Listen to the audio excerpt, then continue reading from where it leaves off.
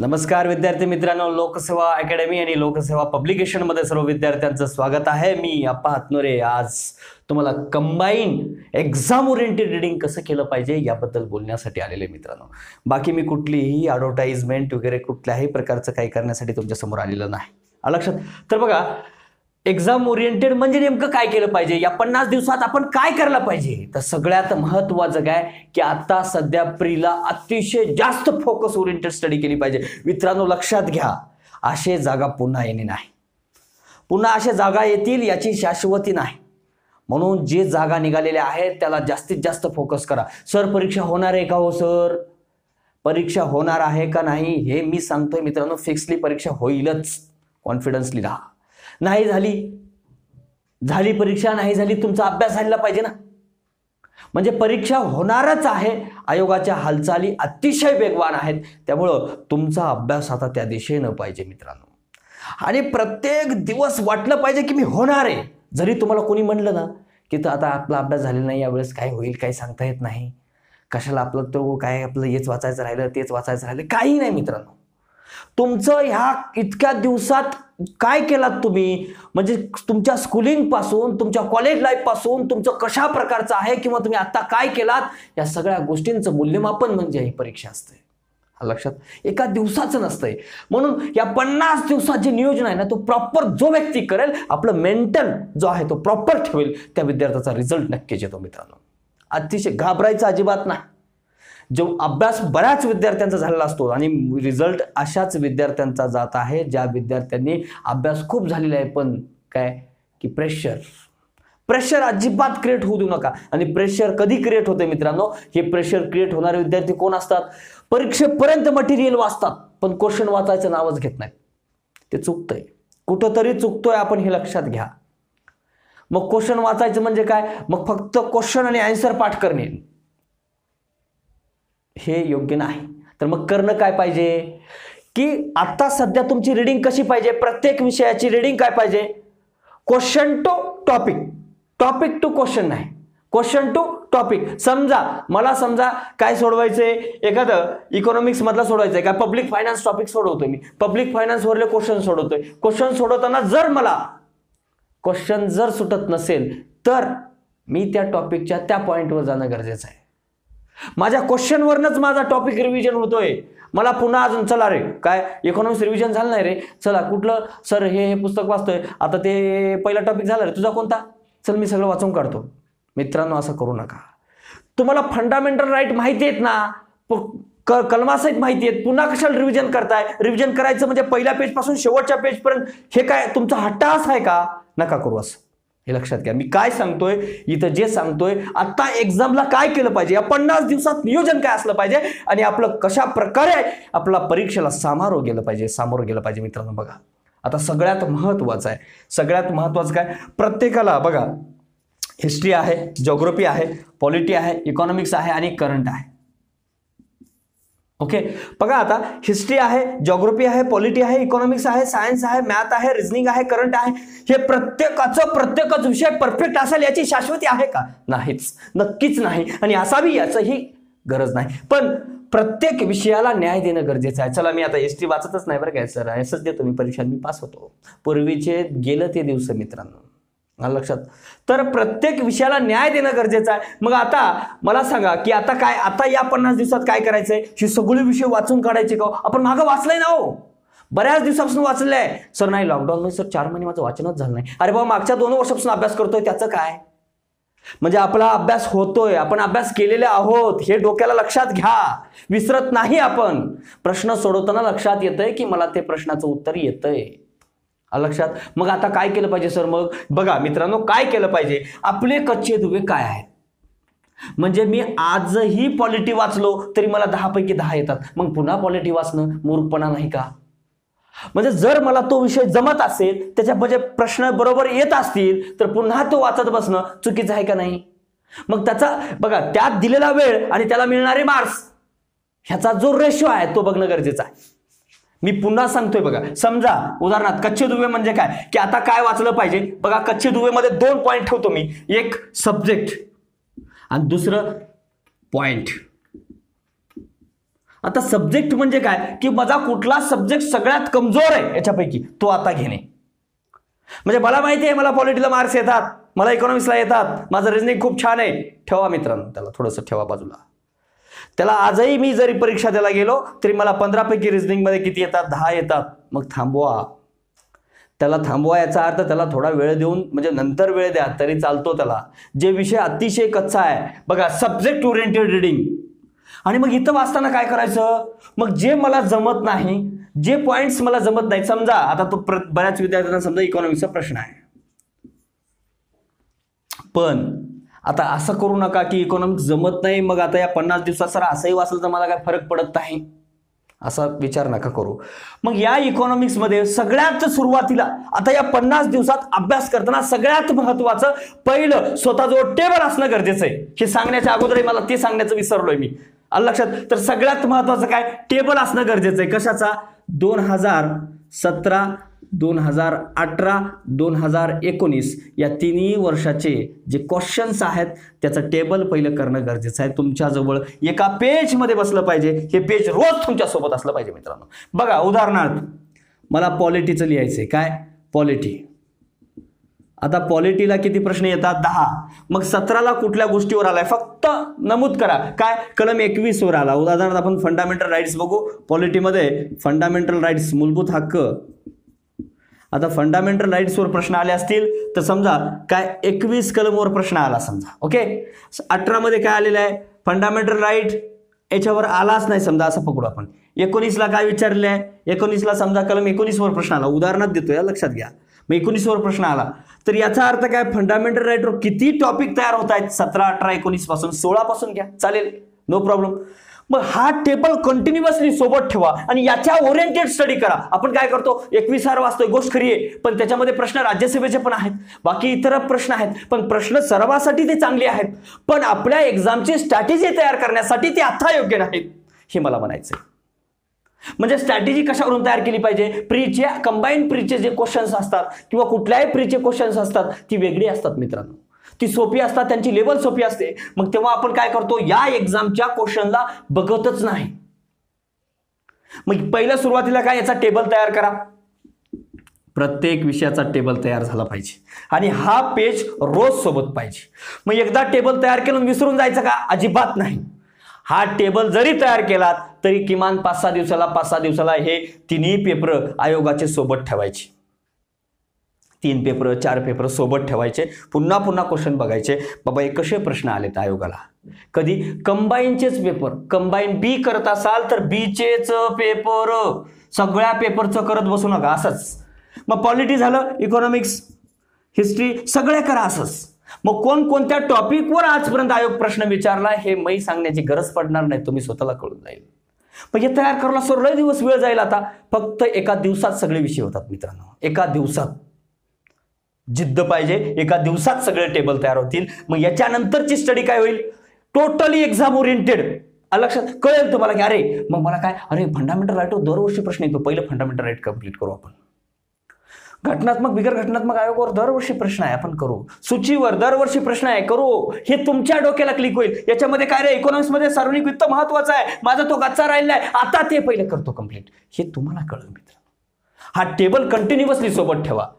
लक्षात, एका दिवशी नाही, रोजच बघायचं. ज्या दिवशी आपण तो विषय बघतो त्या दिवशी आपल्या समोर ते पेज पाहिजे म्हणजे पाहिजेच, आणि तेवढे टॉपिक डोक्यामध्ये भिनली पाहिजे. अरे याच्यावर प्रश्न आला, याच्यावर प्रश्न आला, याच्यावर प्रश्न आला, हा माझा टॉपिक पूर्ण कंप्लीट झाला. ते पहिलं करा, नंतर तुम्हाला साम्राज्य करा, पूर्ण पॉलिटीमध्ये पीएचडी करा, मला देणं नाही. पण पहिलं काय, एक्झामला आलेल्या टॉपिक्स. सगळ्यात महत्वाचं आहे की या 3-4 वर्षामध्ये कुठल्या टॉपिकवर प्रश्न आलेले आहेत, लक्षात, ते पहिलं कंप्लीट करा. आणि त्यांची लेवल काय आहे बघा, त्या लेवलला एवढं जरी आपला माहिती असलं त्याच्यापेक्षा थोडी लेवल जास्त तरी संपलं मित्रांनो. लक्षात, कधी विचारलंय हो चला 15-4 15-6 असं कधी विचारलंय, कधी विचारलेलं नाही. पण आपण 15-4 15-6 15-3 15-5 मित्रांनो, आता गरजेचं काय, कंबाईनला गरजेचं काय, फंडामेंटल राईट्स मध्ये काय गरजेचं आहे, किंवा मग पब्लिक फायनान्स आहे, पब्लिक फायनान्स मध्ये काय विचारताय. पब्लिक फायनान्सवर 4 ते 5 प्रश्न विचारतात. मग आपली लेवल कुठपर्यंत घेऊन जातोय आपण. साधं विचारताय, सार्वजनिक वित्ताचे प्रकार किती, अरे बापरे काय विचारले राव, असं नाही. कॉमन प्रश्न विचारते, लक्षात, कॉमन प्रश्न, खालीलपैकी केंद्र आणि राज्यामध्ये वित्ताची विभागणी कोण करतो, असे प्रश्न, एकदम नॉर्मल प्रश्न. आपण जातोय कुठं, खूप डीप, पण प्रश्न कसे आहेत, वरवर. मग प्रश्न कसे आहेत आणि त्यानुसार आपला अभ्यास आहे का, ह्याला पहिलं बघा, त्याच्यानुसार अभ्यास करा. हे माहिती, अरे काय, चल तू कुठं राहतो रे, सर मी सदाशिव पेठेत राहतो. मग सदाशिव पेठ कोणत्या देशात येते रे, सर माहिती नाही. म्हणजे वरून खाली अभ्यास करायला मला सांगायचं काय ते बघा, कळलं का. अभ्यास आपला काय असला पाहिजे, म्हणजे पब्लिक फायनान्सचे प्रकार काय हे माहिती नाही. आणि जर म्हणलं समतोल अर्थसंकल्प म्हणजे काय रे, सर जमा आणि खर्च तेवढंच म्हणजे समतोल अर्थसंकल्प. माहिती आहे बाळा, मग तुला पब्लिक फायनान्सचे प्रकार का माहित नाहीत, सरकारी अर्थसंकल्पाचे प्रकार का माहिती नाहीत, तोच एक प्रकार आहे बाळा. मग हे कधी कळतंय, जर वरून खाली अभ्यासाच्या दिशा असेल तर. लक्षात, आपल्या कॉमन गोष्टी माहिती नसतात, पण त्यात आत डीपली माहिती असते, जी नको ते जास्त माहिती असली पाहिजे, पण पहिलं कॉमन गोष्टी माहिती असणं अत्यंत गरजेचं आहे. तर बघा, ह्या इकॉनॉमिक्स असेल, मग असं सगळ्यांचं टेबल तयार करून घ्या. ओके, प्रत्येकाला एका पेजमध्येच बसलं पाहिजे मित्रांनो. सगळं डिटेल्स क्वेश्चन काढत बसू नका, फक्त की पॉइंट्स. समजा गेल्या वर्षी काय विचारलंय, मूलभूत कर्तव्यावर की खालीपैकी कुठल्या देशामध्ये मूलभूत कर्तव्य नाही, मग तेवढं फक्त लिहायचं. कशावर, मूलभूत कर्तव्य समोर करा जपान, एवढंच. काय उत्तर होतं, जपान. लक्षात क्लिक येऊन जाते की अरे असा प्रश्न आला बाबा, कोणत्या याच्यामध्ये नाहीत किंवा आहेत असा प्रश्न आहे, हे क्लिक होतंय. इकॉनॉमिक्सला तसंच करा, अर्थसंकल्प, सरकारी अर्थसंकल्प प्रकार, संपलं, एवढंच वाक्य. मग इथं काय विचारले, पब्लिक फायनान्सला 17 मध्ये 18 मध्ये 19 मध्ये किती प्रश्न विचारले, म्हणजे कुठल्या टॉपिकवर विचारले. मग आता आपला फोकस घ्यायला सोपं होतंय. लक्षात, काय आता आपल्याला फोकस द्यायला सोपं होतं, हे टेबल तयार करायचं. लक्षात, मग आता म्हणजे तुम्हाला टेबल तयार केल्यानंतर कळतं की कुठली टॉपिक्स मला करायचे आहेत. मग या टॉपिक्समध्ये मग आता विषय आहे, मग या विषयामध्ये कुठला विषय माझा कच्चा आहे, उदाहरणार्थ इकॉनॉमिक्स कच्चा आहे. पण इकॉनॉमिक्स मध्ये बी काय महत्वाचं आहे की परीक्षेच्या दृष्टीनं सगळ्यात महत्वाचा घटक कोणता आहे, उदाहरणार्थ सार्वजनिक वित्त. मग या सार्वजनिक वित्तामध्ये मला सगळं जमतंय का, जमतंय बऱ्यापैकी. समजा मला तुटीच जमत नाही, त्यातले पॉईंट टू द पॉईंटवर म्हणतोय मी, तुटी काय आहेत कळलंच नाहीत, पहिलं ते करा मित्रांनो, सोडून टाकू नका. म्हणजे जे जमत नाही, ज्याच्यावर प्रश्न आलेले आहेत ते पहिलं करा, पॉईंट ओरिएंटेड स्टडी. मग कशावरून कळतं हे, क्वेश्चन, प्रिव्हियस इयरच्या क्वेश्चनवरनं. म्हणजे मला काय म्हणायचं, इकॉनॉमिक्समध्ये म्हणजे बाकी टॉपिक चांगले आहेत, पॉवर्टी मला येतंय, म्हणजे त्याच्यामध्ये तेच भरली पुस्तक इकॉनॉमिक्सचे सगळं संपवण्याचा प्रयत्न करू नका. ज्याच्यावर प्रश्न, समजा येणारे टॉपिक तुम्ही टेबल तयार केला, त्या टेबलमध्ये फक्त आतापर्यंत 15 टॉपिकवर प्रश्न पुन्हा पुन्हा विचारलेत असं आपण कन्सिडर करू. या 15 पैकी कोणता टॉपिक तुम्हाला हार्ड जाते, तुम्हाला जमत नाही, तो पहिलं घ्या, तो पहिलं संपवा.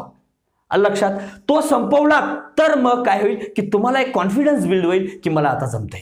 लक्षात, मग त्याच्यावरली क्वेश्चन सोडवा. क्वेश्चन सोडवताना अकॉर्डिंग टू क्वेश्चन टॉपिकवर आहे. लक्षात, अकॉर्डिंग टू क्वेश्चन. मग क्वेश्चन ओरिएंटेड रीडिंग केली पाहिजे. यात कळलं का तुम्हाला याच्यावर कसं करायचं आहे, टॉप म्हणजे सब्जेक्ट आणि त्या सब्जेक्ट मधला कुठला पॉईंट माझा कच्चा आहे त्याच्यानुसार रीडिंग करणे, याला आपण काय म्हणतो, एक्झाम ओरिएंटेड रीडिंग. ही करता आलंच पाहिजे. मग तो इकॉनॉमिक्स असेल, हिस्ट्री असेल, पॉलिटी असेल, ज्योग्राफी असेल, मॅथ असेल, रिझनिंग असेल, ओके, हे करणं गरजेचं आहे. म्हणजे काय कळलं मग मॅथ रिझनिंग मध्ये आता सध्या सर स्टेटमेंट अँड कन्क्लुजन प्रश्न जास्त आहेत. बघा आता गेल्या वर्षी 2018 जर बघितलात तर जवळजवळ नंबर सिरीज याच्यावर 7 प्रश्न आहेत मित्रांनो. सांगता येत नाही कशावर प्रश्न विचारतील. 7 प्रश्न आहेत 2018च्या कंबाईनच्या पेपरला. नंबर सिरीजवर 7 ते 8 प्रश्न आहेत. मग मी तुम्हाला कसं सांगू की फक्त युक्तिवाद म्हणजे काय की तुम्ही काय करा, स्टेटमेंट अँड कन्क्लुजनवर फक्त अभ्यास करा, मला सांगता येणार नाही मित्रांनो. असं लक्षात, तुम्ही काय करा, 16, 17, 18, 19 या 4 वर्षाचा टेबल तयार करा. त्याच्यानुसार मग तेवढी टॉपिक पहिलं कंप्लीट करा. मग ते झाल्यानंतर मग एक्स्ट्रा टॉपिक करा. लक्षात, म्हणजे आपल्याला असं नाही की बाकीचे करायचे नाहीत, पण पहिले कोणते टॉपिक करायचे आहेत, जे दिले ते परफेक्ट. लक्षात, ते झाल्यानंतर काय पण करा.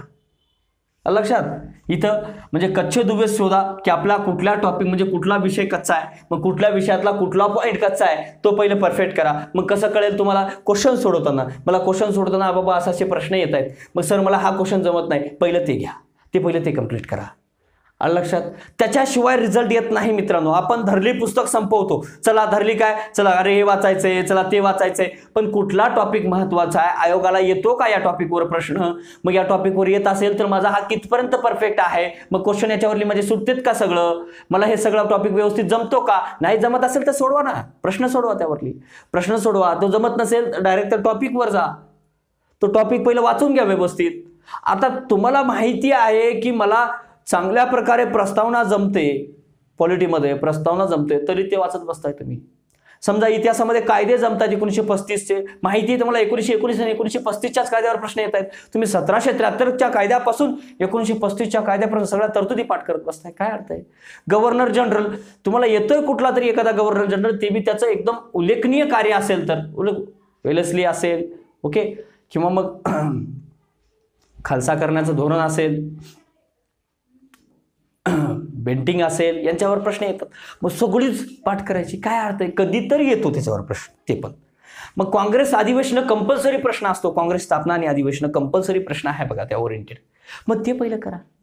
म्हणजे मला काय सांगायचंय, आयोग कशावर फोकस करतोय या कंबाईन पासून 17, 18, 19, त्याला पहिलं फोकस करा, ते संपवा, त्याला खल्लास करा, त्याच वेळेस आपला रिझल्ट कंपल्सरी येतो. आणि सगळ्यात महत्वाचं काय मित्रांनो, या फेजमध्ये कसलाही नाद असला नाही पाहिजे, कसलाही, कोण्या पोरीचा नाद नको, कोण्या पोराचा नाद नको, फक्त आणि फक्त एक्झाम, हे मात्र लक्षात घ्या. लक्षात, आपलं काही लपड असो, काही असो, काही असो, ते नथिंग, काही महत्वाचं नाही. आता सध्या काय महत्वाचं आहे? अभ्यास. अभ्यासाशिवाय दुसरं काहीच दिसलं नाही पाहिजे. सर माझा आर्थिक अडचण आहे, माझी अशी अडचण आहे, तशी अडचण, सगळ्या बाजूला ठेवा. काय तुमचं या 50 दिवसामुळे काहीही तुमचं बदलत नाही, काहीही तुम्हाला फरक पडत नाही. आणि ह्या 50 दिवसानंतर तुमचे वर्ष, 1.5 वर्ष जाणार आहेत मित्रांनो, हे लक्षात घ्या. पुन्हा ऍड येतील, ह्या कोरोनामुळे ऍड येतील याची शाश्वत नाही आहे, तेच ऍडचे परीक्षा लवकर होत नाहीत. मग येणारी ऍड कधी येईल, पहिलंच 19 मधली कंबाईन सी आलेली नाही, मग 19 मधल्या ऍड कधी लवकर येतील याची शाश्वती नाही मित्रांनो. हाय त्या ऍडचं पुरेपूर वापर करा. नाही मी पुढच्या वर्षी 21ची तयारी करतोय सर, कशाला करतोय बाबा, आताच कर ना, संधी, ह्या संधीचं सोनं कर मित्रांनो. लक्षात घ्या, मी तळमळीनं सांगतोय, याचा फायदा घ्या. आणि आपले कच्चे दुबे काय आहेत ते बघा. 90% विद्यार्थ्यांचे रिझल्ट बघा, करंट, रिझनिंग, मॅथ आणि जनरल सायन्स किंवा इकॉनॉमिक्स याच्यामुळे रिझल्ट जातात. लक्षात, तर हे लक्षात घ्या की आपले कुठले कच्चे पॉईंट्स आहेत. मला गेल्या वर्षी मार्क्स कशामध्ये जास्त कटलेले आहेत, मी गेल्या वर्षी एक्झाम दिलेले आहे, मग मी नवीनच आहे यावर्षी, मग मी माझा काय सर, मग यावर्षी मी नवीन आहे तर माझी प्लॅनिंग कशी असली पाहिजे, माझे म्हणजे गेल्या 17, 18, 19 मध्ये कशा प्रकारचे प्रश्न आलेले आहेत, माझे ते प्रश्न जमतायत का, मी पेपर तो सोडवून बघितलाय का, बघा त्याला पेपर सोडवून, ते क्वेश्चन्स बघा. त्यानंतर आपल्या त्या टॉपिक पॉईंटवर या. जर त्या पॉईंटवरले प्रश्न सुटत नसतील तर त्या कुठल्याही रेफरन्स बुकमधून ते वाचून घ्या. लक्षात, मी तुम्हाला अजिबात म्हणणार नाही की सर तुम्ही तुमची कंबाईन वाचू का, तुमचा 21 वाचू का, वाचा नको वाचा, ते महत्वाचं नाही माझ्यासाठी. सध्या काय माहित आहे, सध्या काय महत्वाचं आहे, क्वेश्चन आणि त्या क्वेश्चनला ओरिएंटेड तुम्हाला वाटलेलं योग्य मटेरियल. लक्षात, सर तुम्ही सांगा मटेरियल सगळं काही मित्रांनो, कुठलाही मटेरियल आता तुम्ही नवीन वाचू नका. जे तुमच्याजवळ जुनं मटेरियल आहे, सर मटेरियल सांगा, आत्ताही मटेरियल सांगत बसू का, नाही. 50 दिवस उरलेले आहेत, जुनं मटेरियल, आता नवीन रीडिंग कुठलीही वाचूच नका, कुठली नवीन पुस्तक, फक्त आणि फक्त करंटच नवीन वाचा. म्हणजे करंटचं पुस्तक नवीन वाचलं पाहिजे. बाकी अत्यंत म्हणजे कुठलंही पॉलिटी असेल, हिस्ट्री असेल, जिओग्राफी असेल, कुठलंही कुणी सांगितलं चला रे हिस्ट्रीसाठी अरे तुम्ही गटार वाचलास का, मग कटारे सरांचं चांगलं आहे ना, ते कटारे सरांचं वाचून घे ना, मी PSI त्याच्यावरच झालो, मी STI त्यावरच झालो.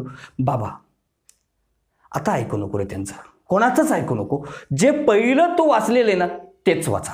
तुम्ही जे पहिलं पूर्वी पुस्तक वाचलेलं आहात तेच वाचा, त्याचेच रिव्हिजन करा, अन्यथा नवीन वाचण्याचा प्रयोग करू नका. आणि आता सगळ्यात जास्त या 50 दिवसामध्ये 50 डेजमध्ये मॅक्सिमम वेळ कशाला दिला पाहिजे, क्वेश्चन्स.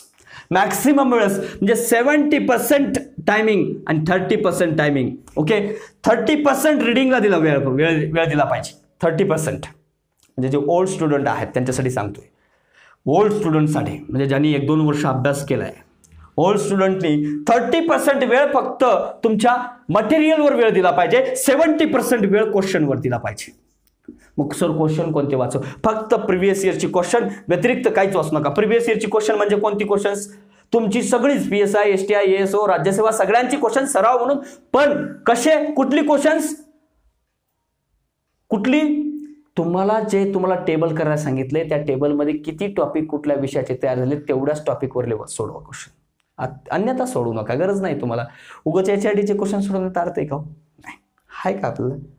नाही. भारतीय भांडवल बाजार वाचू का सर? एकाने प्रश्न विचारला, भारतीय भांडवल बाजार वाचू का? एक तरी प्रश्न आलाय का रे बाबा? नको वाचू. म्हणजे ज्याच्यावर प्रश्न आलेले आहेत मग कसं करणार आहे, म्हणून तर पहिले सांगितलं टेबल तयार करा. समजा पॉलिटीचे 20 टॉपिक झाले असेल, त्या 20 टॉपिकला पहिले संपवा. एखादा या 20च्या बाहेर एखादा प्रश्न येऊ शकतो, आला तर मग आपण ते काय करू, 21वा टॉपिक ते नंतर वाचू, पण पहिलं काय वाचलं पाहिजे, जे आले तेच. मग पहिलं काय केलं पाहिजे, क्वेश्चन 70% वेळ क्वेश्चनला दिला पाहिजे. मग आता क्वेश्चन सोडवताना जर मला अडचण आली, समजा उदाहरणार्थ मी क्वेश्चन सोडवतोय कशाचं, समजा जॉग्राफीचं नदी प्रणाली क्वेश्चन सोडवताना मला अडचण आली की मला आठवतच नाही की नदी कुठून कोणाची उपनदी आहे, कोणाची कुठली उपनदी आहे. मग त्या ठिकाणी जा, उपनद्या पटकन करून टाका त्याच वेळेस आणि मग पुन्हा क्वेश्चन सोडवायला या.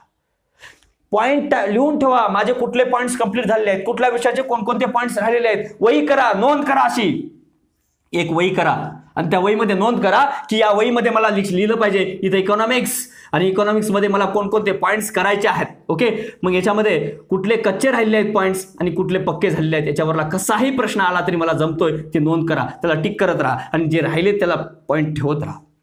असं नोंद करा, प्रत्येक विषयाला नोंद करा की मला काय जमत नाही त्यातलं, याच्यामधलं मला कुठले जमत नाही. चल रे माझं पब्लिक फायनान्स खूप हार्ड आहे, मला जमत नाही, चल पहिलं ते कर बाबा, पहिलं टॉपिक वाचून घेते मग क्वेश्चन सोडव, जमत नसेल तर.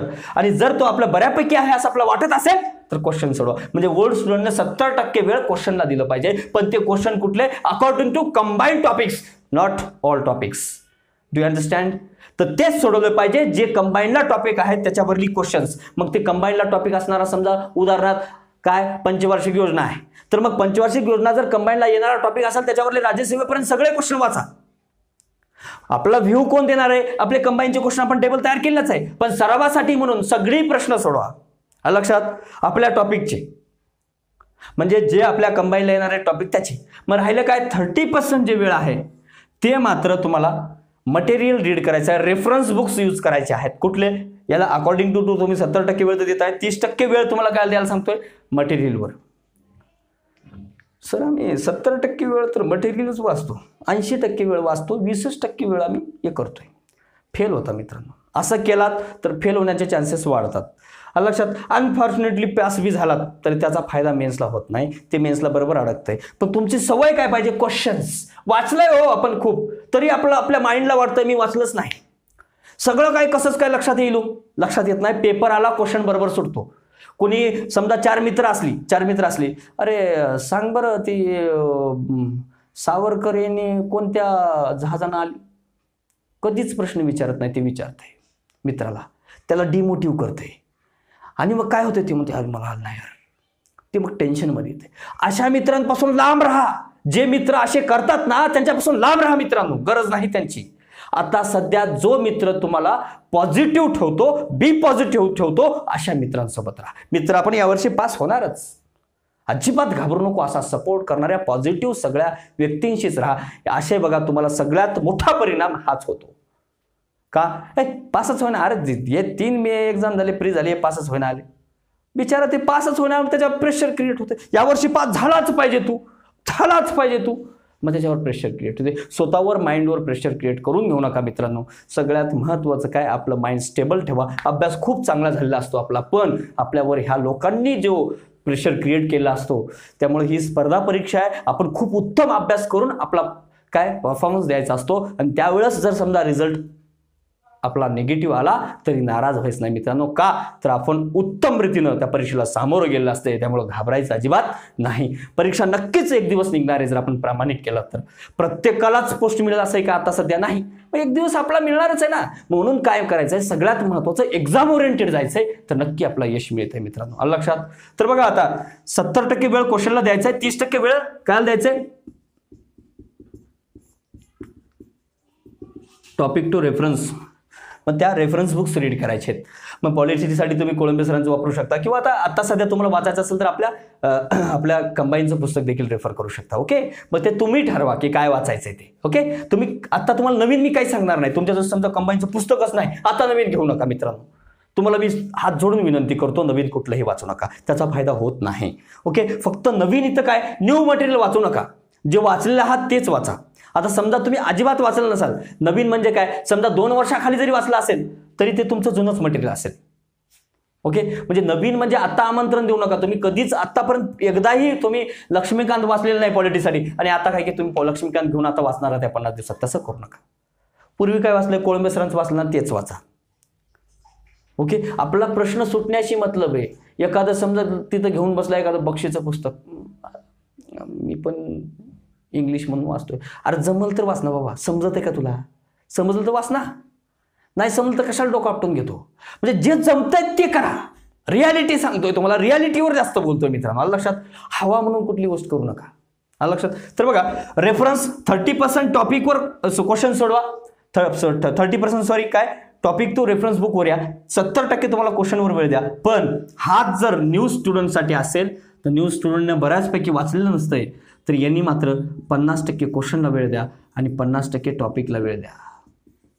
आलं लक्षात, 50-50% वेळ द्या न्यू स्टुडंटनी. ओके, ज्यांनी आत्ता सुरुवात केलेली आहे, किंवा सॉरी आता म्हणजे एक 6-7 महिन्यापासून रिव्हिजन सुरू केले आहे, त्यांनी मात्र 50% मटेरियल वाचायला द्या आणि 50% याला द्या. ओके, तर बघा आता कसं वाचायचं हे मी एवढा वेळ दिला याला, क्वेश्चन कसे वाचायचे, कच्चे दुवे कसे काढायचे. ओके, मटेरियल कोणतं रीड करायचं, मटेरियल फक्त आणि फक्त कुठलं रीड करायचंय, तर मटेरियल ओनली जुनंच मटेरियल रीड करायचंय जे आपण पूर्वी वाचलंय. फक्त एक लक्षात घ्या, तुम्ही सायन्ससाठी पहिलं काय वाचलंय तेच वाचा. मी इथं सांगणार नाही तुम्हाला आता की टेक्स्टबुक वाचा, का तर सगळ्यात महत्त्वाचं टेक्स्टबुकच आहे.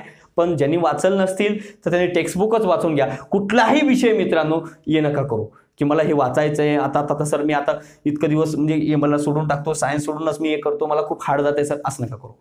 सर मी रिझनिंगच कधी सोडवत नाही, सगळ्यात मोठा प्रॉब्लेम आहे. 70% पोरं रिझनिंग रोज करतच नाही, किंवा ज्यांचं खूप चांगलं आहे त्यांनी करू नका रोज, मला म्हणणं नाही. पण ज्यांना जमतच नाही त्यांनी जमत नाही म्हणून करतच नाहीत. किती चुकीचं आहे मित्रांनो. आपण अभ्यास करतोय, आपण अन्याय करतोय स्वतःशी, म्हणून याला वेळ द्या. आणि करंटला मात्र नवीन मटेरियल रीड करा, करावंच लागणार आहे नवीन मटेरियल, बरोबर. बाकी कुठल्या विषयाला सगळ्याला जुनं मटेरियल करा, पण याला मात्र करंटला. मग करंट कुठून कुठपर्यंत केलं पाहिजे, तर करंट बघा मित्रांनो, जनरली आपली परीक्षा कधी झाली असती, मागच्या डेटनुसार झाली असती तर मात्र काय जुन्यानुसार येणार. बघा, एक इयरबुक रीड करा मित्रांनो, इयरबुक एक रीड करा, कोणाचंही करा, सिम्प्लिफाईड करा किंवा मग अभिनवचं करा, कोणाचंही करा, फिरोज पठाण सरांचं करा, कुठला एक इयरबुक करा. आणि ज्यांनी परिक्रमा केली आहे त्यांना काही करायची गरज नाही, परिक्रमाच कंटिन्युअसली रीड करा. ओके, परिक्रमा अतिशय उत्तम सोर्स आहे, पण जर केला नसाल तर मात्र एक इयरबुक कंपल्सरी करावं लागणार आहे. कधी 1 जानेवारी 2019 ते 1 जानेवारी 2020 पर्यंत. ओके, 1 जानेवारी 2019 ते 1 जानेवारी 2020 पर्यंत. आणि आता 1 जानेवारी 2020 ते ऑक्टोबर 2020 म्हणजे सप्टेंबरपर्यंत असते, त्यात ऑक्टोबर 2020 पर्यंतचे जे आता नवीन छोटे छोटे त्यांचे आलेले आहेत 3-3 महिन्याचे. ओके, त्रैमासिक आलेले आहेत, 3-3 महिन्याचे जे 2 आहेत ते एक रीड करा. ओके, हे कराच तुम्ही. हे केलात आणि प्रश्न इथले असले तर, आणि हे इथलं केलात आणि इथले आले तर, म्हणून हे दोन्ही करावंच लागणार आहेत यावर्षी, आलं लक्षात. मग काय करायचं हे करताना, याच्यातले महत्वाचे पहिलं फोकस ओरिएंटेड पॉईंट्स पहिलं कव्हर करून घ्या. उदाहरणार्थ समजा जसं आपण म्हणतो की एखादं पुरस्कार आहे, मग पुरस्कारामध्ये सध्या कुठल्या पुरस्कारावर, ऑस्कर पुरस्कार महत्वाचा आहे, नोबेल पुरस्कार महत्वाचा आहे, मग नोबेलमध्ये काय काय कोणाला दिलंय, नॉर्मल पूर्वी आतापर्यंत प्रश्न कसे विचारले आहेत, नोबेल कशावर गेला हो, बाहेर प्रश्न गेलाय काय, नोबेल पुरस्कार कोणाला मिळालाय, कोणत्या क्षेत्रात मिळालाय, बस एवढंच. आणि जर त्यांनी कोण्या साहित्यात असेल तर कुठल्या साहित्यात मिळाले, कुठल्या देशातला आहे तो व्यक्ती, याच्या बाहेर प्रश्न नोबेलवर विचारलाच नाही. पण आपण खूप डीपली जाण्याचा प्रयत्न करतो. काहीतरी चला याला 5 वेळेस मिळाला, त्याला 3 वेळेस मिळाला, आतापर्यंत याला मिळाला, त्याला मिळाला, ते पहिला होता, हे दुसरा होता, त्याच्यावर अजूनही प्रश्न आला नाही. त्याची हिस्ट्रीच भली दिलेली असते, पण जो पॉईंट याच्यावर जास्त 99% प्रश्न ज्याच्यावर विचारतात ते आपण 99% वाचायचं सोडून ह्या बाकी गोष्टी जवळजवळ त्यांनी कोणत्याही पुस्तकामध्ये काय केलं असतं, 99 गोष्टी दुसऱ्याच दिल्या असतात, गौण गोष्टी. 1% गोष्टीवर जे प्रश्न विचारतात ती खूप छोटी गोष्ट असते, तेच आपण तेवढंच वाचून जास्त वेळ तेवढे वाचायचे, बाकी गोष्टी एकच वेळेस रीड करायचं. पण ती ज्याच्यावर समजा तुम्हाला सांगितले काय पुरस्कार आणि कोणत्या व्यक्तीला मिळाला आणि ते कुठल्या फिजिक्समध्ये मिळाला, कुठल्या सब्जेक्टमध्ये मिळाला, ओके, आणि साहित्य असेल तर तो कोण्या देशातला आहे किंवा त्या कुठल्या साहित्यात मिळाला आणि कुठला व्यक्ती आहे तो, ओके. एवढ्यावर प्रश्न आजपर्यंत बाहेर गेला नाही. मग ह्याला जास्त फोकस करा, याला 4 वेळेस वाचा, 2 वेळेस वाचा, पण जो मटेरियल बाकीचा गोष्ट गौण जो हिस्ट्री आहे त्याची त्याला 1 वेळेसच रीड करा. फक्त स्थापना आणि नॉर्मल गोष्टी माहिती असणं गरजेचं आहे, बाकी गोष्टी महत्त्वाच्या नाहीत. असं रीडिंग करा मित्रांनो, तरच लक्षात राहील. लक्षात आपण काय स्वामी विवेकानंद नाही, सगळंच लक्षात राहायला, सगळं कधीच लक्षात राहत नाही. मग याच्यासाठी काय करायचं, प्रिव्हियस इयरची पेपर्स बघायचे की कशा टाईपचे यांनी क्वेश्चन विचारले आहेत. मग स्कीम्सवर दरवर्षी प्रश्न आहेत, पहिले स्कीम्स करा. वेगवेगळे पोर्टल्स गव्हर्नमेंटचे त्याच्यावर प्रश्न आहेत, मग कशावर प्रश्न आहेत, किंवा मग एखाद्या राज्याने किंवा एखाद्या देशाने काही नाविन्यपूर्ण एखादी गोष्ट केलेली असेल की याने देशात पहिलं आहे, देशात असं काय केलं आहे, तर ते पहिलं करा. लक्षात, तर त्याच्यावर प्रश्न येतात. आता लक्षात घ्या, हे मात्र तुमचं करंटचं मात्र खूप महत्त्वाचं आहे मित्रांनो, एवढं केलंच पाहिजे, याला पर्याय नाही. सगळ्या प्रत्येक क्षेत्रातलं, राजकीय क्षेत्र असेल, सायन्स टेक असेल, प्रत्येक क्षेत्र कंप्लीट करा आणि प्रत्येक क्षेत्रातली महत्त्वाची बातमी पहिले कंप्लीट करा आणि लिहून ठेवा की माझं करंटचं एवढं कंप्लीट झालंय. निर्देशांक आहेत, सगळ्यात महत्त्वाचा निर्देशांक कुठला आहे, SDI, ह्युमन डेव्हलपमेंट इंडेक्स, पहिलं कंप्लीट करा. सगळे निर्देशांक एकाच दिवशी वाचण्यापेक्षा एक निर्देशांक पहिलं ते कंप्लीट करा. मग दुसरं कोणतं महत्त्वाचं आतापर्यंत, नाविन्यपूर्ण निर्देशांक, हॅपीनेस निर्देशांक किंवा is of doing business report, हे महत्त्वाचे आहेत. पहिले एवढे झाले, मग बाकीचे तुम्हाला वाटलं तर करा ना, ज्याच्यावर आजपर्यंत प्रश्नच आले नाहीत आणि येतील याची शाश्वती पण नाही. आणि आता तर निर्देशांक कधी 70, 80 निर्देशांक काढतात, कोणाकोणाचं कुठलं साल लक्षात ठेवायचं कधीच लक्षात राहू शकत नाही मित्रांनो, कोणालाही लक्षात राहत नाही एवढं. लक्षात, किमान जे महत्त्वाचे आहे ते लक्षात ठेवण्याचा प्रयत्न करा. लक्षात, तर देणारे पुस्तक सगळे देतील, पण समजा इनकेसमध्ये हे 4 सोडून तिसराच आला, एखाद्या वेळेस होते, इनकेसमध्ये कधीतरी होते, गेला तर गेला प्रश्न. असा पण तुम्ही 70 वाचून आला असता का, तुमचा 70च्या 70 निर्देशांक वाचल्यानंतर तुमचा प्रश्न कोणाचा पण येईल का, नाही येणार. साधं भारत कितवा आहे त्याच्यामध्ये तेही लक्षात येणार नाही. म्हणून लक्षात घ्या, मोजके करा, जे महत्त्वाचे आहेत ते पहिलं करा, 4 वेळेस 5 वेळेस ते पहिलं वाचून ठेवा. नॉर्मल मग दुसऱ्या बाकीच्या ना साधं वाचून ठेवायचं, आलं तर लक्षात, आलं तर आलं नाही असं म्हणून वाचायचं. लक्षात, तर सगळ्यात महत्त्वाचे काय, प्रत्येक क्षेत्रातले तसंच करायचंय, त्याच वेळेस करंट प्रॉपरली मार्क येतात मित्रांनो. लक्षात, तर अन्यथा सगळंच जर तशा पद्धतीनं वाचाल तर मार्क येणार नाही. 370 महत्वाचं आहे. 370 मध्ये काय, 31 ऑक्टोबर 2019 ला त्यांची विधान परिषद रद्द झाली. मग असं विचारू शकतात खालीपैकी कोणत्या राज्यामध्ये विधान परिषद आहे, किंवा मग जम्मू काश्मीरचं आपण सगळं नवीन बघतोय, जम्मू काश्मीर पुनर्रचना विधेयक 2019 सगळं नवीन माहित आहे, पण जुनं काय माहित नाही, मग जुन्यावर प्रश्न येऊ शकतो. हे लक्षात घ्या मी काय म्हणतोय ते, म्हणजे 370 महत्वाचं आहे, मग ते प्रश्न येऊ शकतो. मग कुठले राजकीयमध्ये काय काय महत्वाचं आहे ते जे महत्वाचं, आता समजा सायन्स अँड टेकमध्ये, आरोग्यामध्ये कोरोना महत्वाचं आहे, मग कोरोनावर प्रश्न येऊ शकतो, बरोबर ना. मग कोरोना काय आहे बा, व्हायरसच नाव माहित नाही, चला जा, मग काय प्रश्न तुम्हाला काय करताय अभ्यास, मग यानं पहिला केला, एवढे लोक मेली, तेवढे लोक मेली, तो पहिला मेला, तो दुसरा मेला, पहिलं कुणाला झालं, कुठं झालं, नॉर्मल कोण्या देशापासून सुरुवात झाली, कशापासून होतो, हे काय नॉर्मल गोष्टी माहिती असणं गरजेचं आहे. मग पहिली थेरपी कोणी केलेली आहे, काय नवीन कसं नाविन्यपूर्ण असेल तर ते 4-2 गोष्टी, याच्या पलीकडे जाण्याची गरज नाही त्याला. त्याच्यावर आता इतकं दिवस झाले चालतंय, 20-30 पेजेस कोणत्याही पुस्तकामध्ये दिलेले आहेत, 30च्या 30 पेजेस करायची गरज आहेत का, अन्य गरजच नाही मित्रांनो. फक्त आपण आपल्या नोटबुकमध्ये एक 10 ते 15 ओळीमध्ये आपलं काम संपवायचं. 10 ते 15 ओळी म्हणतोय, पेजेस नाही, तेवढ्यामध्ये संपवायचं असतंय. अशा प्रकारे आपला करंट करायचंय. ना तर सगळेच पुस्तकं धरली तिची बायला वाचलं काय अर्थ नाही. हे लक्षात घ्या, काय करायचं हे खूप महत्वाचं आहे आणि काय करायचं नाही हे पण खूप महत्वाचं आहे. लक्षात, तर करंट संपलं. तर त्यानंतर बघा आता हिस्ट्रीमध्ये महाराष्ट्र हिस्ट्री किंवा इंडिया हिस्ट्रीवर बघा, आता गेल्या वर्षी जर बघितलात तर फक्त 2 प्रश्न आलेले आहेत. त्याच्या अगोदरच्या वर्षी बघितलात तर 3, म्हणजे 2 ते 3 प्रश्नाच्या दरम्यान किंवा 4 प्रश्न विचारतात मित्रांनो, जास्तीत जास्त मॅक्झिमम.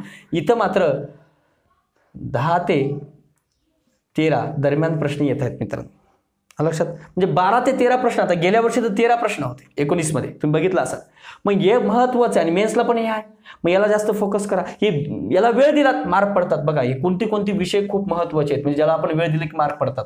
लक्षात, वेळ दिला मार्क येतात. जिओग्राफी असेल, त्यानंतर पॉलिटी आहे, वेळ दिला, मार्कच पडले. 100% पडतात म्हणजे पडतातच, याला पहिला वेळ द्या. पहिले यांच्यापासून सुरुवात करा. 50 दिवस आहेत ना, 49 दिवस, 49, 48, 47, 46 इकडे सुरू करा पहिले. त्यानंतर कुठला विषय महत्वाचा आहे याच्यावर यालाही वेळ दिला की मार्क पडतात. बरं तुम्ही म्हणाल सर कन्सेप्ट क्लिअर नाहीत. अरे कन्सेप्टच नाहीत, प्रश्न विचारतच नाहीत. कन्सेप्ट कोणत्या कोणत्या कन्सेप्ट विचारतात? पब्लिक फायनान्स वगैरे नॉर्मली विचारतात, ते तर मी सांगितले. आणि समजा तुम्हाला कुठली कन्सेप्ट अडत असेल किंवा काय वाटत असेल तर मला बिनधास्त रीतीने व्हॉट्सअप करा, तुम्ही भिवू नका. ओके, तर बघा लक्षात घ्या, इकॉनॉमिक्सला प्रिव्हियस इयरची प्रश्न सोडवा, त्या आधारित कन्सेप्ट तुम्हाला वाचायला खूप पुस्तक आहेत. तेवढे जेवढे टॉपिकवर प्रश्न आले तेवढेच टॉपिक करा ना, ते होत आहे इझिली. ओके, म्हणजे याला बाहेर जायला काही चान्स नाही. जसं हिस्ट्रीला कुठेही जाऊ शकतात ते, लक्षात. पण इथं तसं नाही, मी हिस्ट्री अतिशय शेवटी ठेवणार आहे. बघा त्यानंतर डेली करणारा सब्जेक्ट, आता हे पहिलं जॉग्राफी, पॉलिटी, इकॉनॉमिक्स मार्क देऊन जाणारे विषय आहेत. बघा हे करंट. पण आता राहिले कोण? ज्या विद्यार्थ्यांचं रिझनिंग मॅथ खूप पॉवरफुल आहे त्यांना मार्क पडतात याच्यात. बाकीच्यांना तर टाइमच मिळत नाही. 90% पोरं तर काय म्हणतात, सर 85 प्रश्न सोडवायला गेलो त्याच्यामध्ये 5च मिनिटं उरली सर, 2च मिनिटं उरली, त्यात माझे 2च गणितं सोडून झाली. मला येत होती सर गणित. वेळेचं नियोजन करा, सगळ्यात महत्वाचं आहे वेळेचं नियोजन केलं पाहिजे. मग क्वेश्चन कसे सोडले पाहिजे, क्वेश्चन पेपर कसा सोडवला पाहिजे ते सांगणारच आहे मी, अजिबात घाबरू नका. मी आता सांगणारच आहे, मी त्याला सोडणार नाही पेपर कसा सोडवायचा. ओके, तर बघा, तर रिझनिंग मॅथ ज्याला जमतंय नंतर केलंच पाहिजे, ज्याला जमत नाही त्यांनी देखील रोज 1 तास केलं पाहिजे. बघा या जे विषय आहेत, डायरेक्शन असेल, पझल असेल, सिटिंग अरेंजमेंट असेल, सत्य असत्य असेल, खरे खोटे, वैवारी किंवा गुणोत्तर असेल, मिक्सचर असेल किंवा मग प्रोबॅबिलिटीवर एक आलेले आहे. त्यानंतर बघा स्टेटमेंट अँड कन्क्लुजनवर सध्या प्रश्न जास्त विचारले. बघा ओके, काळकाम वेग असेल किंवा क्यूब असेल किंवा कूट प्रश्न असतील किंवा आकृतीवर आधारावर प्रश्न असतील. अदर प्रश्न जर म्हणले आपण तर आकृतीवर आधारित प्रश्न असतील, याच्यावर प्रश्न आहेत. सिटिंग अरेंजमेंट आणि पझल एक कंपल्सरी प्रश्न येतो. बघा सिटिंग अरेंजमेंट आणि पझलवर असेल. सिरीजवर प्रश्न बघा 18ला जास्त विचारलेत, म्हणजे काय त्यांचा फ्रिक्वेंटली ये नाही, रेशो नाही, पण नॉर्मली या टॉपिकवर जे पझल असतील किंवा सिटिंग अरेंजमेंट असेल किंवा डायरेक्शन असेल किंवा स्टेटमेंट अँड कन्क्लुजन असेल याच्यावर मात्र फिक्सली प्रश्न विचारायचे मित्रांनो. मग याचाही टेबल तयार करा, तुमच्या हिशोबाने टेबल तयार करा. मी सांगितले टॉपिक तुम्हाला, डायरेक्शन, पझल किंवा सेटिंग अरेंजमेंट असेल किंवा खरे खोटे असेल किंवा वैवारी असेल, मिश्रण असेल, प्रोबॅबिलिटी असेल, स्टेटमेंट कन्क्लुजन असेल, काळकाम वेग असेल, क्यूब असेल, कोड प्रश्न असतील किंवा कोडिंग डिकोडिंग असेल किंवा नंबर सिरीज असेल, याच्यावर प्रश्न येतात मित्रांनो, ते कंप्लीट करा. लक्षात. रोज किती आहे तो जास्तीत जास्त 15 टॉपिक आहेत, 15 ते 16 टॉपिक रिझनिंगचे आजपर्यंत आलेले. 17 टॉपिकच्या बाहेर क्वेश्चन आहेत. मग ते पहिलं करा ना मित्रांनो, 17 टॉपिक पहिले सोडवा. एका दिवशी एक टॉपिकवर 3-4च क्वेश्चन सोडवा, तो टॉपिक समजू द्या पहिलं. मग एका दिवशी जर तुम्ही एका टॉपिकवर 2 सोडलात तर एका दिवशी तुम्हाला किती सोडवायला भेटतात? 17 दुने 34, म्हणजे 17च्या 17 टॉपिक एका दिवशी, एका टॉपिकचे सगळे 17 क्वेश्चन सोडवायचे आहेत का? नाही, प्रत्येक टॉपिकवरले 2-2 क्वेश्चन सोडवा. मी काय सांगतोय, प्रत्येक टॉपिकवरले 2-2 क्वेश्चन सोडवा. याचा अर्थ काय होते? प्रत्येक टॉपिकला टच केल्यासारखं होते रोज. मग 50 दिवस हाच फॉर्म्युला ठेवायचा, डेली 1 तास. लक्षात. मग करंट डेली 2 तास करा. आता डेली किती तास केलं पाहिजे करंट? 2 आवर्स. 100% केलं पाहिजे, 100%. आणि जेव्हा परीक्षा जवळ येईल तेव्हा अजून तुम्ही 4 ते 5 तास करू शकता करंट. पण आता 2 तास कंपल्सरी द्या, कंपल्सरी. नाही सर माझा पॉलिटी राहिले हो सर, इकॉनॉमिक्स राहिले. अरे बाबा, ते किती बार वाचलेस तू वाचना गेलास तरी मार्क पडणार आहेत, पण ह्या विषयात नाही वाचला तर मार्क पडणार नाहीत. करंटला पहिलं करा. रिझनिंग 1 तास कंपल्सरी द्या. हे जरी आजही तुम्ही बसलात या विषयाला बाकीच्या तरी मार्क पडतात, पण हे आपण ते विसरतो, वाचत नाही. 2 तास इथं करा. ओके, कशाला? 2 तास डेली करंटला करा आणि 1 तास रिझनिंगला करा.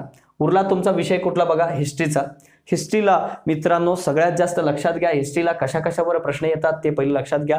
कायदे असतील 1919 आणि 1935चा कायदा, त्याच्यावर थोडंसं फोकस करा. जमीन सुधारणा असतील त्याच्यावर करा. काँग्रेस अधिवेशन याच्यावर फिक्सली प्रश्न विचारतात. काँग्रेस अधिवेशन, काँग्रेसची स्थापना असेल याच्यावर फिक्सली प्रश्न विचारतात. त्यानंतर काय क्रांतिकारी चळवळ याच्यावर प्रश्न विचारतात किंवा गांधी युगावर एखादा प्रश्न येतो. आणि दुसरी सगळ्यात महत्त्वाचं महाराष्ट्रामध्ये जे आहे ते मात्र कशावर? आता इथं मात्र 1857चा उठाव किंवा त्याच्या अगोदरची उठाव आहे त्याच्यावर नॉर्मली एखादा प्रश्न येतो. लक्षात. त्यानंतर धार्मिक सामाजिक सुधारणा चळवळी जी आहे त्याच्यावर एखादा प्रश्न असतो. हे टॉपिक सोडलं तर मात्र कशावर जास्त प्रश्न नसतात. त्यानंतर दुसरा प्रश्न इथं काय विचारतात? महाराष्ट्रामध्ये काय विचारतात? महाराष्ट्रामध्ये समाज सुधारक जे आहेत त्याच्यावर फोकस केलं पाहिजे. मग ते राजश्री शाहू महाराज असतील, कर्वे असतील, आंबेडकर असतील, फुले असतील, यांच्यावर जे महत्त्वाचे आहेत त्याच्यावर मात्र तुम्हाला महाराष्ट्रावर करावं लागणार आहे. आणि महाराष्ट्राची वृत्तपत्र आणि भारताची वृत्तपत्र कंपल्सरी प्रश्न असतो मित्रांनो वृत्तपत्रावर, आलं लक्षात. तर याच्या बाहेर जे पहिलं मी जे सांगितले टॉपिक ते पहिलं करा मित्रांनो. त्यानंतर बघा इतिहासाला जास्तीत जास्त महाराष्ट्रासाठी आता तुम्ही नवीन काही वाचू नका, भारतासाठी महाराष्ट्रासाठी तुम्ही जे वाचलंय तेच केला तरी चालेल. आपल्या कंबाईनच्या पुस्तकातलं इंडिया सफिशियंट आहे, जर त्यांनी पूर्वी वाचलं असेल तरच वाचा. आता नवीन पुस्तक कोणी घेण्याचा प्रयत्न करू नका, लक्षात. तर हिस्ट्रीला काय करायला सांगितलंय तुम्हाला, ज्योग्राफीलाही सांगितलंय, पॉलिटी सांगितलंय, इकॉनॉमिक्स, सायन्सला टेक्स्टबुक वाचा सांगितलंय. पण जर पूर्वी जर तुम्ही एखादं पुस्तक वाचलं असाल तर तेच वाचा. आता नवीन प्रयोग करू नका. आता मॅक्झिमम वेळ तुम्हाला काय सांगितलंय, क्वेश्चनला द्या असं सांगितलंय. नवीन विद्यार्थी असेल तरी 50% वेळ द्यायला सांगितलंय, जुना विद्यार्थी असेल तर 70% वेळ द्यायला सांगितलंय. आणि बघा आता हे रिझनिंग मॅथ संपलंय. बघा रिझनिंग मॅथला काय करायचं ते सांगितले तुम्हाला. आता पेपर टॅकल कसा करायचा, मला पेपर सोडवायचं. ओके, आता हा पेपर संच आहे. मी तुम्हाला हॉलपर्यंतच्या दिवसापर्यंत बोलतोय मित्रांनो. हॉलच्या दिवसात हॉलला तुम्हाला चाललं. आता परीक्षा आहे, उद्या परीक्षा आहे. चिडचिडपणा अजिबात करू नका. हॉलला जायचंय, परीक्षेला जायचंय, परीक्षेला जाताना चिडचिडपणा करू नका. एक दिवस अगोदरच जायचं असेल तिथं. ओके, आणि पेपरच्या हॉलमध्ये गेल्यानंतर कुणाशी जास्त बोलू नका, डिस्टर्ब करून घेऊ नका. माइंडसेट अतिशय स्ट्रॉंग असणं गरजेचं आहे, लक्षात. त्यानंतर बघा आता माझ्या हातात पेपर आलेला आहे. पेपर आल्यानंतर मी काय करतो माहिती का, बरेच पोरं काय करतात, पेपर दिला, पेल वाचण्याच्या अगोदर फोडायला बघतात. आणि जर एखादी बाय त्या तिथं जे आलेले असतात ओके गार्ड, ते जर बघितले तर तुम्हाला काय करतात, ओरडतात किंवा मग तुमच्यात त्या पेपर काढून घेण्याचा प्रयत्न करतात. मग काय होईल की आपण त्यावेळेस जर एखादं असं काय आपल्यासोबत घडलं तर आपण काय होतो, मग आपला पूर्ण पेपर चांगला जायचा वाईट जातो. एवढे दिवस अभ्यास करून जाऊ दे ना एखादं मिनिटं, बरोबर. जास्त तसा काही प्रयत्न करू नका. मग आता हातात पेपर आल्यानंतर काय करायचं बघा.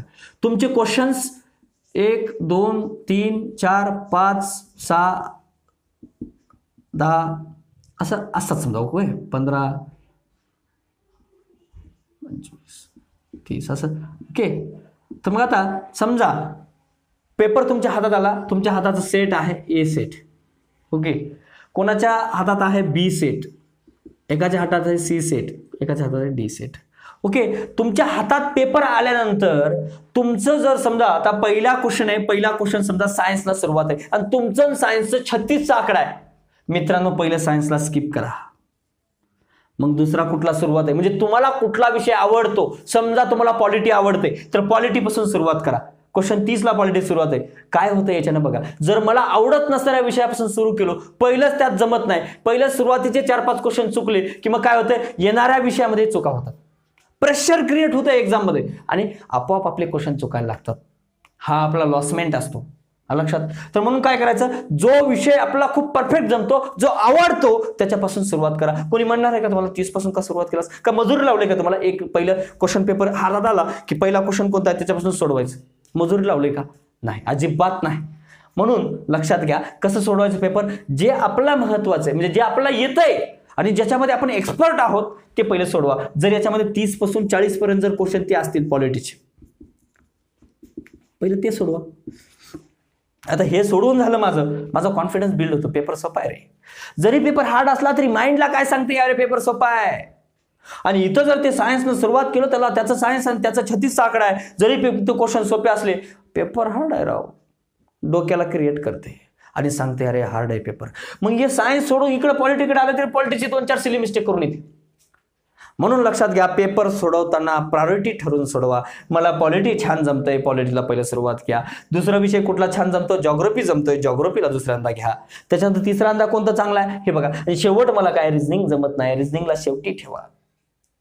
तर त्यामुळे काय होते, आणि जर जेव्हा क्वेश्चन सोडताना एखादा क्वेश्चन आणला ना तिथंच त्याला गोल राऊंड करून निघून जा, तिथे जास्त वेळ नका घालू. जर काय होते मग त्यासाठी मग क्वेश्चन नंतर वेळ मिळत नाही, लक्षात.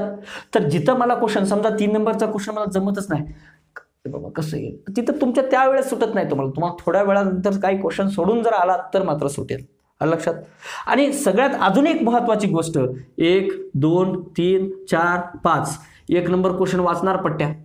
ओके, बरेच पोरं असे करतात, पण आतापासून तुमची सवय पाहिजे. तुमची जी सवय आहे तेच करा. मी सांगतोय म्हणून करू नका, हा फायदा आहे. पण हे सगळ्यात चांगली गोष्ट आहे. बघा काय करायचं, आता 1 ते 15 क्वेश्चन आहेत. 15 क्वेश्चन काय करायचं, कुठल्याही विषयाचे असले, आता हे तुम्हाला कसं प्रायोरिटी देऊन सोडवायचं ते सांगितलंय. सोडवल्यानंतर आपण टिक मार्क कसं करायचं ते सांगतो, वेळ वाचवण्यासाठी या सगळ्या गोष्टी सांगतोय, मायक्रो लेवलला तुमचं नियोजन सांगतोय. बघा आता मला एक नंबरचा क्वेश्चन सोडवायचे. ओके, 1 नंबरचा क्वेश्चन सोडवायचे. 1 नंबर क्वेश्चन सोडवते, ते सोडवलं काय करते, प्रश्नपत्रिकेतून वाचला क्वेश्चन, ही उत्तर पत्रिका त्याची अशी गोल करते. मग दुसरं सोडवणार.